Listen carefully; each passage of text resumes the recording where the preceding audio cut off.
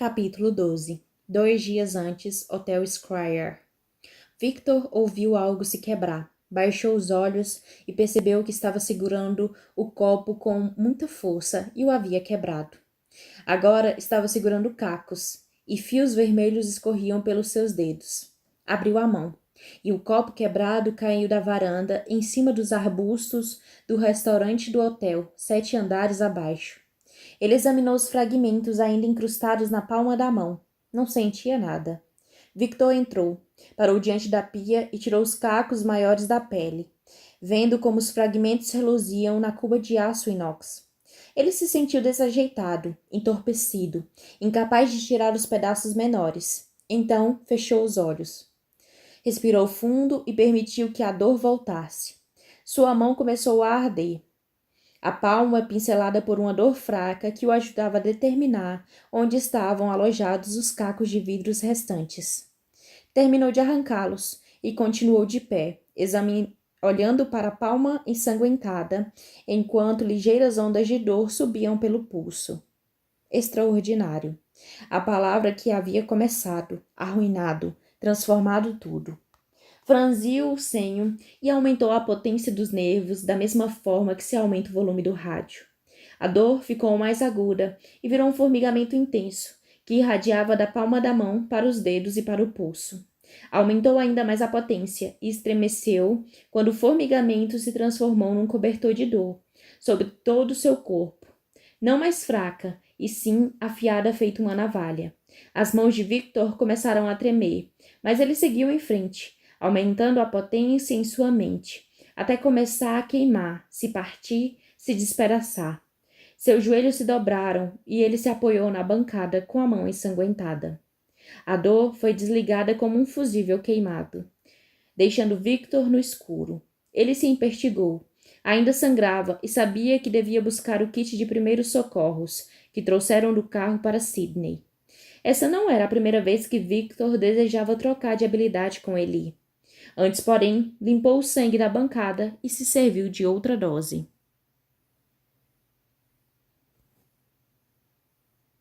Capítulo 13. 10 anos antes, Centro Médico de Lockland. Do nada veio a dor. Não o tipo de dor que Victor mais tarde aprenderia a conhecer, conter e usar, mas a dor simples e humana de uma overdose mal-sucedida. Dor e escuridão, depois dor e cores, seguidas por dor e luzes fortes do hospital. Eli estava sentado numa cadeira ao lado da cama de Victor, como tinha feito no apartamento. Porém, agora não havia nem garrafas nem comprimidos. Em vez disso, máquinas barulhentas, lençóis finos e a pior dor de cabeça que Victor Vale já sentiu, incluindo o verão em que tinha decidido saquear a coleção especial de bebida dos pais, enquanto eles estavam em uma turnê pela Europa. Eli estava de cabeça baixa, os dedos entrelaçados frouxamente como quando rezava. Victor se perguntou se era isso que Eli estava fazendo agora, rezando, e desejou que o amigo parasse com isso. Você não esperou o suficiente, sussurrou ele quando teve certeza que Eli não estava ocupado com Deus. Eli ergueu o olhar. Você parou de respirar, seu coração quase parou de bater. Mas não parou. Me desculpa, disse Eli esfregando os olhos. Eu não consegui. Victor afundou de volta na cama. Supôs que deveria ficar agradecido. Era melhor errar para menos do que para mais. Ainda assim, enfiou a unha por debaixo de um dos sensores do peito.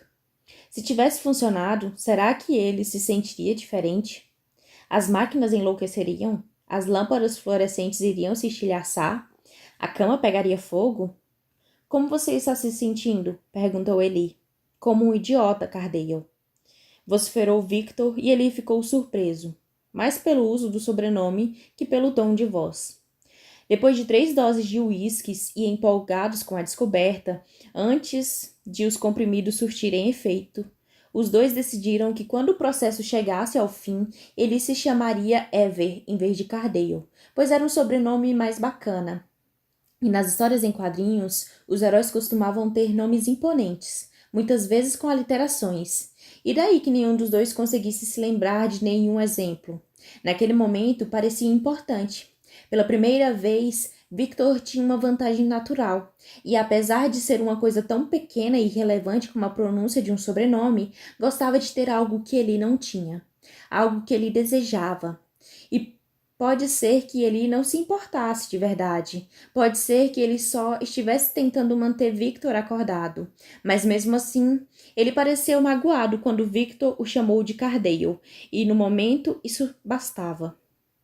Eu estive pensando, começou Eli, e se inclinou para a frente. Havia uma energia que não se continha em seus ombros. Ele retorcia as mãos. As pernas se agitavam na cadeira. Victor tentou se concentrar no que ele dizia com a boca em vez de com o corpo. Na próxima vez, acho. Ele parou de falar quando uma mulher pigarreou à porta. Não era médica, não estava de jaleco, mas um pequeno crachá em seu peito a identificava como algo pior. Victor? Meu nome é Melanie Pierce. Sou a psicóloga residente aqui no Centro Médico de Lockland. Eli estava de costas para ela e me cerrou os olhos para Victor, advertindo-o. Victor fez um gesto de desdém com a mão para Eli, tanto para pedir que ele saísse quanto para assegurá-lo de que não contaria nada. Então as coisas chegaram a esse ponto. Ele se levantou e murmurou alguma coisa sobre ligar para Andy. Fechou a porta ao sair. Victor? A senhorita Pierce pronunciou o nome dele devagar, suavemente, passando a mão pelos cabelos castanhos claros. Era volumoso, um penteado comum entre mulheres sulistas de meia idade. Victor não conseguiu identificar o sotaque dela, mas o tom de voz era claramente arrogante. A equipe do hospital me disse que não conseguiu entrar em contato com sua família. Graças a Deus, pensou ele. Então disse, meus pais, não é? Eles estão em turnê. Bem, nessas circunstâncias, é importante que você saiba que eu não tentei me matar. Mentira parcial. Uma contração indulgente nos lábios dela. Só exagerei nas festinhas. Mentira completa. A senhorita Pierce inclinou a cabeça para o lado. O cabelo não se mexeu. Estudar em Lockland é muito estressante. Eu precisava de uma folga. Verdade. Ela suspirou. Eu acredito em você, disse a senhorita Pierce. Mentira. Mas quando você tiver alta... E quando vai ser isso? Ela fez beicinho. Somos obrigados a manter você aqui por 72 horas. Eu tenho aula. Você precisa de tempo para repousar. Eu não posso faltar. Isso não é negociável. Eu não estava tentando me matar. O tom de voz dela ficou mais rude, menos agradável, mais honesto, impaciente, normal. Então por que você não me conta o que estava fazendo? Cometendo um erro. Todo mundo erra, retrucou ela. E Victor ficou enjoado. Não sabia dizer se era efeito colateral da overdose ou da terapia padrão de fábrica da senhorita Pierce. Apoiou a cabeça no travesseiro e fechou os olhos, mas ela continuou falando. Quando você tiver alta, recomendo que marque uma reunião com o orientador pedagógico de Lockland. Victor gemeu, o psicólogo Peter Mark, um homem com nome composto, sem um pingo de senso de humor e um problema de sudorese. Isso não é necessário, balbuciou ele. Com os pais que tinha, Victor já fez terapia involuntária suficiente para a vida inteira. A senhorita Pierce voltou a lançar um olhar condescendente para Victor. Eu acho que é. Se eu concordar com a terapia, você me dá alta agora? Se você não concordar com a terapia, Lockland não vai recebê-lo de volta.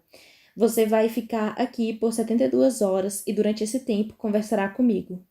Victor passou as horas seguintes planejando como matar outra pessoa, a senhorita Pierce em particular, em vez de a si mesmo. Talvez, se dissesse isso a ela, a senhorita Pierce poderia achar que essa mudança era um progresso. Mas Victor tinha sérias dúvidas. Capítulo 14. 2 dias antes, Hotel Squire.